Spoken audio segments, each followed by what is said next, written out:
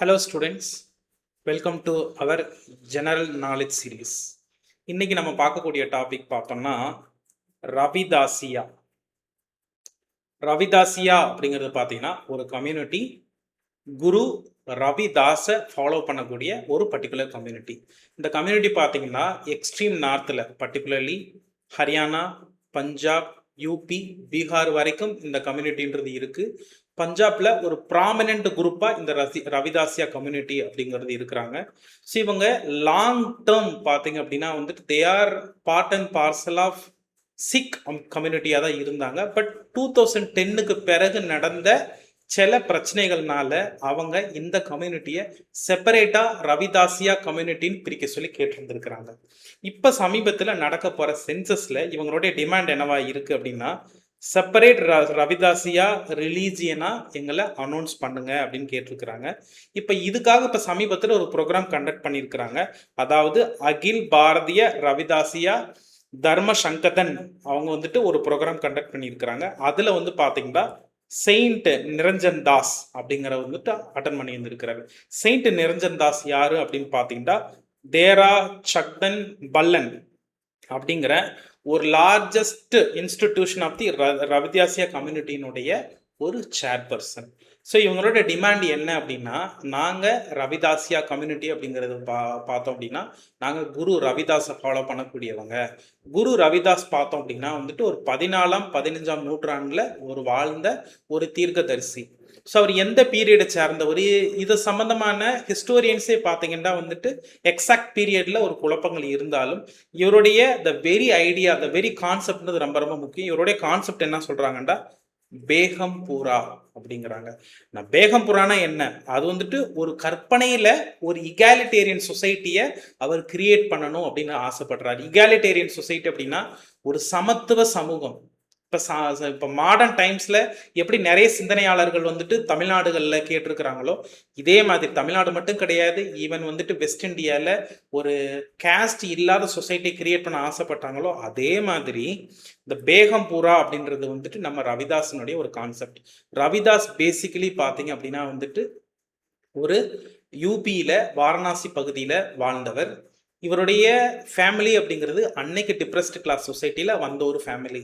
நீங்கள் இது வரைக்கும் நீங்கள் பார்த்த ரீஃபார்மர்ஸ் எல்லாம் யார் வேணாலும் இருக்கட்டும், ஈவன் வந்து சங்கராச்சாரியாவை எடுத்துக்கோங்க, அதே மாதிரி வந்துட்டு விசிஷ்ட அத்வைதா கொண்டு வந்த ராமானுஜாவை எடுத்துக்கோங்க, அவங்க எல்லாமே they are part and parcel of Brahmana community. Brahmana கம்யூனிட்டியில இருந்துட்டு பக்தியை கொண்டு போய் சேர்த்தாங்க. பட் அந்த பக்தி அப்படிங்கிறது வந்துட்டு எல்லாருக்கும் பொதுவானதுன்னு சொன்னாங்க. அதே விஷயத்தை தான் ஒரு பக்தியை வந்து கொண்டு போய் பொதுமக்கள் கிட்ட, வெகுஜனங்கள் கிட்ட சேர்க்கக்கூடிய ஒரு மனுஷன் யாரு அப்படின்னு பார்த்தீங்கன்னா இந்த ரவிதாஸ். இந்த ரவிதாஸ் பார்த்தீங்க அப்படின்னா வந்துட்டு ஒரு சமூகத்துல டிப்ரெஸ்ட் கிளாஸ்ல இருந்துட்டு, எடுத்துக்காட்டுக்கு ஒரு தோல் தொழில் செய்யக்கூடிய ஒரு குடும்பத்துல இருந்துட்டு ஷூ துடைக்கக்கூடிய, ஷூ தைக்கக்கூடிய ஒரு கம்யூனிட்டியில இருந்துட்டு வந்து அவரு வந்துட்டு நிறைய விஷயங்களை பார்த்தீங்க அப்படின்னா வாரணாசியில கத்துக்கிறாரு. 10 குரலையும் பார்த்தீங்கன்னா சாதுஸ் கிட்ட இருந்து, அதே மாதிரி வந்துட்டு பார்த்தீங்கன்னா இஸ்லாம் சமய மத துறவிகள் கிட்ட இருந்து நிறைய விஷயங்களை கத்துக்கிட்டு இவரே வந்துட்டு ப்ரீச் பண்ண ஆரம்பிக்கிறார். அந்த விஷயங்கள் தான் வந்து பிற்பகுதியில இவரே ப்ரீச் பண்ண விஷயங்கள் எல்லாத்தையுமே வந்துட்டு குரு கிரந்த் சாஹிப்ல வந்துட்டு ஆட் பண்ணிருக்காங்க, சீக்கிய மதத்துல ஆட் பண்ணி இருந்திருக்கிறாங்க. இதை தாண்டி பார்த்தீங்கன்னா இப்ப சீக்கிய மதத்துல ஒரு ஸ்பெஷாலிட்டி என்ன அப்படின்னா, குரு கிரந்த் சாஹிப்ன்றது நமக்கு தெரியும். குரு கிரந்த் சாஹிப் பார்த்தீங்க அப்படின்னா வந்துட்டு சீக்கிய மதம் மட்டும் கிடையாது, இஸ்லாம் சூஃபி துறவிகள் சொல்லப்பட்ட விஷயங்கள், ஈவன் இந்து மதத்துல சொல்லப்பட்ட விஷயங்கள் எல்லாத்தையுமே அடக்குனது தான் குரு கிரந்த் சாஹிப். அந்த குரு ஆதி கிரந்த் சாஹிப்ல பாத்தீங்க அப்படின்னா வந்துட்டு நம்ம ரவிதாஸ் பாடின 200 பாடல்களும் அதுல அடக்கமா இருக்கு.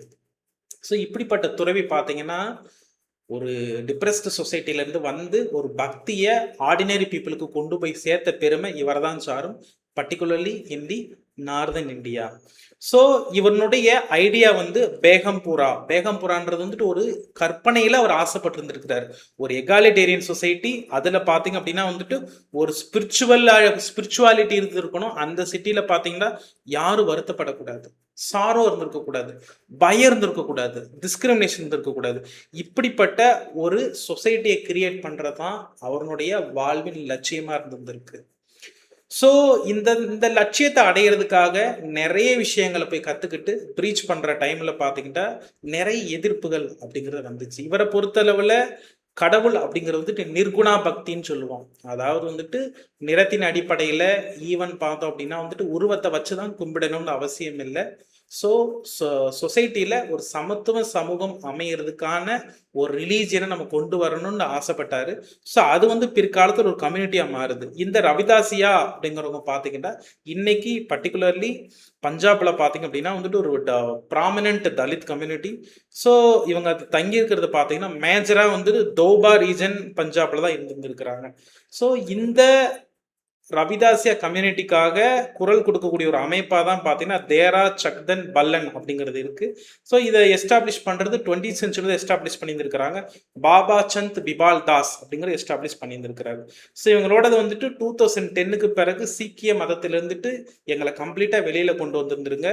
அது மட்டும் கிடையாது, இந்த ஓல்டு ஆதி கிரகத்திலிருந்துட்டு நம்ம ரவிதாஸ் எழுதின விஷயங்களை மட்டும் அந்த பாடல்களை தனியாக எடுத்து அமிர்த் பாணி அப்படின்றத தனியாக எடுத்துட்டாங்க. எடுத்தது மட்டும் இல்லாமல் இவங்களுக்காக தனியாக ரவிதாசியா டெம்பிள்ஸ் கட்டுறதா இருக்கட்டும், குருதுவாரா கட்டுறது வேலைகளை பண்ணிட்டு இருக்கிறாங்க. இந்த மாதிரி ஒரு பர்டிகுலர் கம்யூனிட்டி பார்த்தீங்க அப்படின்னா வந்துட்டு என்ன ஆர்கியூ பண்ணுறாங்கன்னா, எங்களுக்குன்னு ஒரு டிஸ்டிங்க்ட் ரிலீஜன் ஐடென்டிட்டி, மத அடையாளம்ன்றது ஒன்று இருக்குது, எங்களுக்குன்னு பிளேசஸ் ஆஃப் ஒர்ஷிப் இருக்குது, எங்களுக்குன்னு ஸ்கிரிப்சர் இருக்குது, எங்களுக்குன்னு சிம்பிள்ஸ் இருக்குது, எங்களுக்குன்னு ரிலீஜியஸ் ப்ராக்டிசஸ் இருக்குது. ஸோ அப்படி இருக்க நேரத்தில் எங்களை ஏன் நீங்கள் தனி ரிலீஜியஸ் ஐடென்டிட்டியாக அனௌன்ஸ் பண்ணக்கூடாது அப்படின்னு சொல்லியிருக்கிறாங்க. ஸோ இதில் வந்து நமக்கு தெரியும் ரைட் டு ஃப்ரீடம் ஆஃப் ரிலீஜனுக்கு பிரகாரம், அதாவது ஒவ்வொரு இந்தியன் சிட்டிசனுக்கும் பார்த்தீங்கன்னா right to guarantee the freedom of religion அப்படிங்கிறது வந்துட்டு ரொம்ப ரொம்ப முக்கியமான ஒன்று.